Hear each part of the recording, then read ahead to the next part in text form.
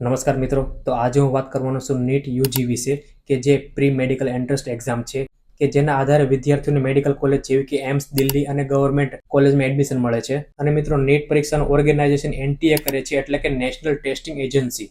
અને આ મુદ્દા પર બધા ડોક્ટરે જ નહીં પણ સામાન્ય વ્યક્તિએ પણ અવાજ ઉઠાવવો જોઈએ, કે જેનાથી આ ભ્રષ્ટાચાર ન થાય. તો મિત્રો, આપણે આ વિડીયોમાં જાણીશું કે 2024માં નીટના બાબતે વિદ્યાર્થીઓ સાથે કયો ફ્રોડ થયો છે. સૌથી પહેલા મિત્રો વાત કરીએ તો નીટનું પરિણામ 14 જૂન 2024ના દિવસે જાહેર કરવાનું હતું, પણ એનટીએ 4 જૂને જ્યારે ઇલેક્શન લોકસભાનું પરિણામ જાહેર કરવામાં આવ્યું હતું, તે જ દિવસે ચૂપચાપ જાહેર કરી દીધું નીટનું પરિણામ. તો વિદ્યાર્થીઓએ કીધું કે એનટીએ એટલા માટે જાહેર કર્યું 4 જૂને પરિણામ કે વિદ્યાર્થીઓનો અવાજ પણ ઇલેક્શનના રિઝલ્ટ સાથે દબાઈ જાય. બીજો પણ મિત્રો, આ વર્ષે 720 માંથી 720 68 એટલે કે 68 સ્ટુડન્ટને ફૂલ માર્ક્સ આવ્યા, કે જે બિલકુલ પોસિબલ નથી. મિત્રો, આપણે રેકોર્ડની વાત કરીએ તો 2023માં ફક્ત 2 વિદ્યાર્થીઓને 720 માંથી 720 માર્ક્સ આવ્યા હતા, અને આ વર્ષે એટલા બધા 720 માંથી 720 માર્ક્સ જોઈને બધા લોકો શોક થઈ ગયા છે. અને ત્રીજો મુદ્દો મિત્રો, કે એક જ સેન્ટરમાંથી 6 વિદ્યાર્થીઓને 720 માંથી 720 માર્ક્સ આવ્યા છે, કે જે બિલકુલ બી પોસિબલ નથી, કે જે તમે સ્ક્રીનમાં પણ જોઈ શકો છો.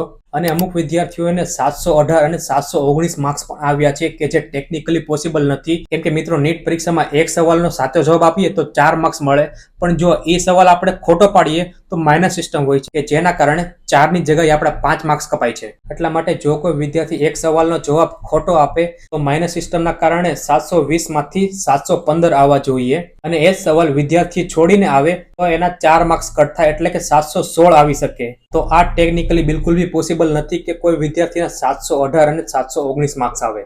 અને કોઈ પણ વિદ્યાર્થીને પ્રશ્નનો જવાબ ન આપે તો તે છોડી મૂકે છે, કે જેના કારણે તેનો માઇનસ સિસ્ટમ તરીકે 1 માર્ક્સ ન કપાય. મિત્રો, આ વખતે 25 લાખ જેટલા ફોર્મ ભર્યા હતા નીટના વિદ્યાર્થીઓએ, કેમ કે નીટ તેમના માટે કરિયર માટે ખૂબ જ મહત્વની એક્ઝામ હતી. અને મિત્રો, થોડા મહિના પહેલા ન્યૂઝ એવી પણ ચાલતી હતી કે નીટનું પરિણામ લીક થઈ ગયું છે અમુક સ્ટેટમાં અને અમુક શહેરોમાં પણ, અને નીટનું પેપર અમુક લોકો ઇલીગલી રીતે બ્લેક સેલમાં માર્કેટિંગ પણ કરતા હતા. પણ એનટીએ તેના ઉપર બિલકુલ એક્શન પણ ન લીધો. તો એના કારણે જે વિદ્યાર્થીઓ અત્યારે જેને મહેનત કરી છે તેને મેડિકલમાં એડમિશન પણ નહીં મળે, આ ફ્રોડના કારણે એનટીએના. તો મિત્રો, હું તમને એટલું જ કહેવા માંગુ છું કે આપણે બધા ડોક્ટર હોય કે સામાન્ય જનતા પણ હોય, આના ઉપર અવાજ ઉઠાવવો જરૂરી છે. એનું કારણ છે મિત્રો, કે 2 માનીથી ડોક્ટર બની જાય, કે જે આપણા સ્વાસ્થ્યને સારા કરવાના છે, તો આપણા માટે તે સ્વાસ્થ્યની સારા કરવાની બદલે એ હાનિકારક બની શકે છે. તો મિત્રો, આના ઉપર અવાજ ઉઠાવવો જોઈએ બધા ડોક્ટરે અને બધા આમ જનતાએ પણ,